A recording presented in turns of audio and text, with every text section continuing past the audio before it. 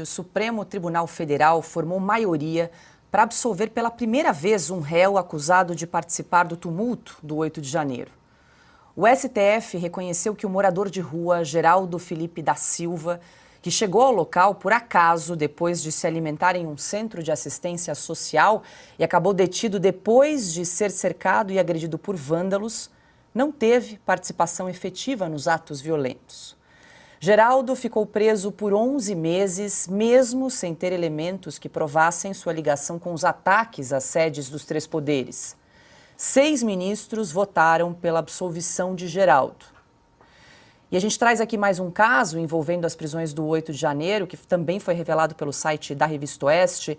O repórter Christian Costa mostra a história do ambulante Ademir da Silva, que comercializava objetos comprados no Paraguai e foi a Brasília para ganhar dinheiro, mas acabou detido pelo 8 de janeiro. O sacoleiro chegou à capital federal por volta das 6 horas da tarde do dia 8 de janeiro. Uma hora depois de desembarcar, o ambulante passou pelo quartel-general do Exército, onde manifestantes estavam reunidos, e acabou impedido pela polícia de deixar o local. Na manhã do dia seguinte, Ademir foi conduzido pela polícia com o restante do grupo para o presídio da Papuda. O vendedor permaneceu preso por 5 meses. No entanto, o ministro relator dos casos, Alexandre de Moraes, determinou o uso de tornozeleira eletrônica. Só para reforçar aqui, Piotr, eu quero te ouvir, mas essa reportagem completa sobre esse ambulante que foi trazida aqui pelo nosso repórter Christian Costa está publicada no site da Revista Oeste. Para mais detalhes, você pode entrar, acesse revistaoeste.com, que traz todos os detalhes. A gente está trazendo aqui a absolvição do caso do morador de rua, Geraldo da Silva, e agora um ambulante. Também trouxemos o caso de um autista que foi preso no 8 de janeiro, essa excrescência que se tornou aí esse caso absurdo que estamos nos debruçando aí nos últimos meses. Bom, vamos lá. A Justiça do Supremo, nesse caso, a vara penal do ministro Alexandre de Moraes, levou 11 meses para entender o caso, que obviamente tratava-se de um inocente, por maioria de votos já, o caso do morador de rua. 5 meses, que está agora ainda com tornozeleira eletrônica, do caso deste, podemos chamar de sacoleiro, né? O vendedor de produtos que comprava no Paraguai. Tudo isso poderia ter sido resolvido com o que o Brasil já tem, já aplicava, já era pacificado, conhecido dentro do sistema judiciário brasileiro. Esses casos todos, até porque, convenhamos, nenhum deles tem foro por prerrogativa de função, estariam na primeira instância. A primeira instância, veja só a beleza da justiça brasileira, a primeira instância teria solução para a maioria absoluta desses casos e nenhum deles, obviamente, teria ficado no julgamento e na análise de um juiz técnico, não politizado, numa corte técnica, teria, obviamente, passado por 11 meses de prisão, ou 5 meses de prisão, ou uso de tornozeleira eletrônica por um sujeito que chegou depois de que tudo tinha acontecido. Vamos lá.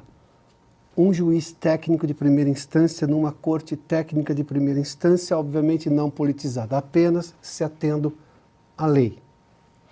Teria tido direito, por exemplo, a cada um desses brasileiros uma audiência de custódia, onde muito provavelmente o juiz já veria que não se aplicaria nenhuma sanção maior, vai para casa ou no máximo se apresente aqui porque vamos apurar alguns outros fatos.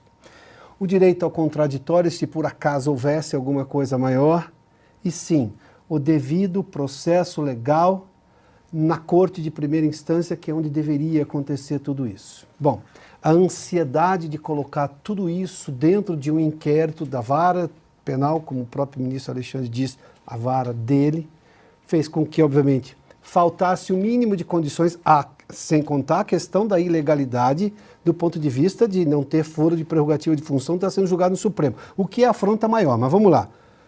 Não tem tempo para julgar todas essas pessoas, porque, obviamente, o ministro do Supremo tem que julgar uma série de outras coisas, entre elas, cuidar da Constituição, né? Guardar a Constituição, assoberbado que ficou com esse monte de coisa, e isso gerou injustiça em relação a todas essas pessoas. 11 meses preso, sem nenhuma razão para estar preso.